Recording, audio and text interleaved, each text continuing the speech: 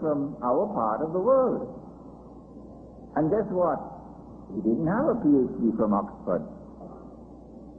He was an old man with a walking stick.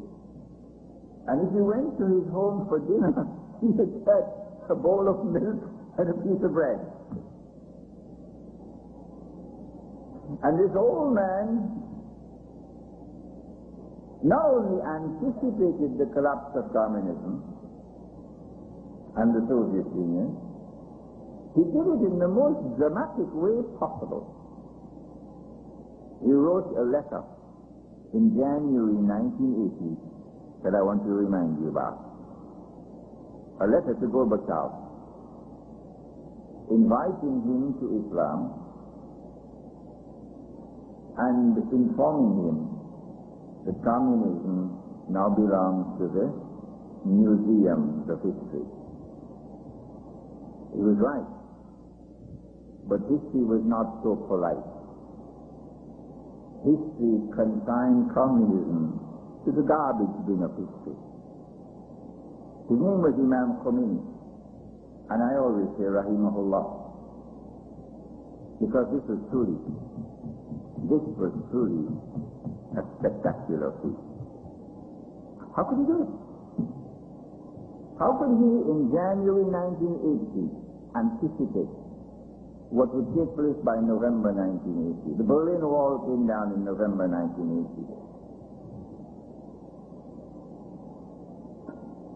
We quote this example because it is only if you have the light which comes from the truth, which is the Quran, that you can truly see.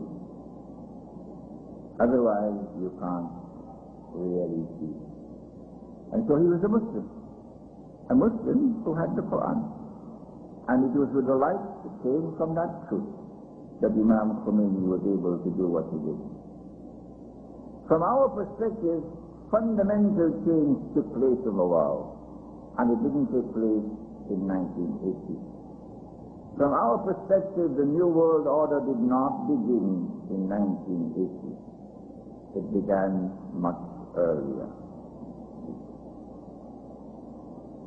A new actor burst on the stage of history.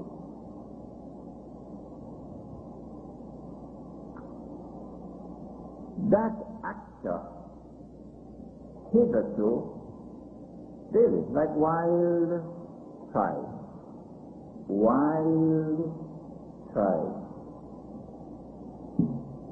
There was never a civilization worth mentioning. If you dug, you made an archaeological investigation of that area, you wouldn't find anything but bows and arrows and so on, and stones. I talk about Europe. If you dig China, you will see a civilization. If you dig Egypt, you see a civilization. If you dig Babylon, you see a civilization. But if you dig Europe, you find nothing. A new actor, therefore, burst onto the stage of history. They are a Judeo-Christian people. And while still essentially Judeo-Christian, they did not command power. History allowed us the evidence. They gave all that they could to the crusade, but could not succeed in defeating us. They tried and they failed. That Europe is now suddenly transformed. Fundamental change takes place. That change culminates in Europe of the West at one point in time, and then Europe of the East at a later point in time. We speak, of course, of the French Revolution, and then 100 years later, of the Bolshevik Revolution. The French Revolution transforming Western Europe, the Bolshevik Revolution transforming Eastern Europe. Briefly, what was the nature of that fundamental change in Europe? It was essentially, not exclusively, essentially the transformation of two civilizations, not one, two. They are first rivals to each other.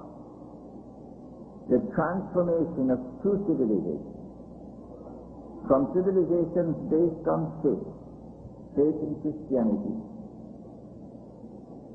to essentially godless civilization. That, I assert, is the fundamental nature of the change which took place. But something else happened. As though someone had injected some kind of a virus into them. And now they get it cannot be described better than this. They get a restless energy. A restless energy, like water rushing down the stream. And Dr. Israel knows what I'm talking about. A restless energy now infects European civilization.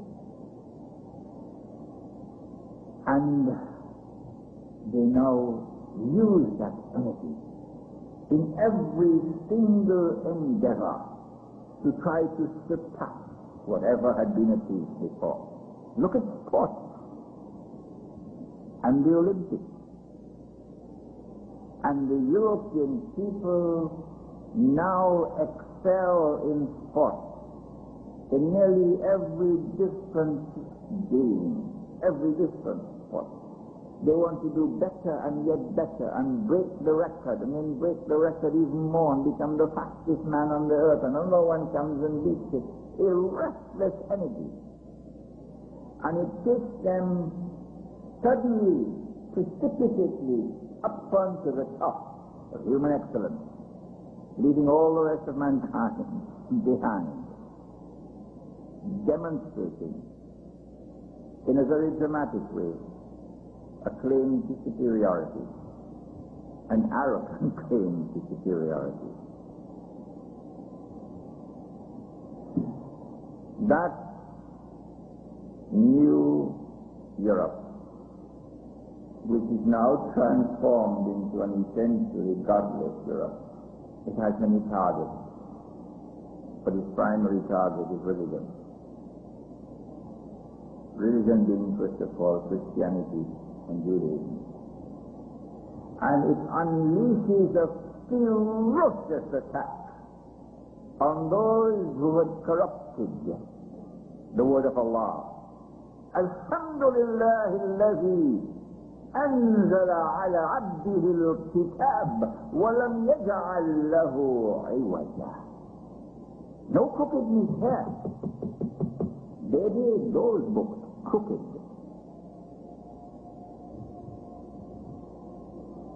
Alhamdulillah, Allahumma jalla jalaluhu. الحمد لله الذي أنزل على عبده الكتاب ولم يجعل له عوجا قيما. Straightforward is this book, no crookedness. لينذر بأسا شديدا من لدنه. And what terrible punishment is this now unleashed upon the Christian and the Jewish world. A force so ferocious, it utterly destroys them. And they're still being broken up into even smaller and yet smaller bits. Today, a homosexual priest should now be recognized as a priest. How far have they fallen? Religion is the primary target. What is the nature of the attack on religion?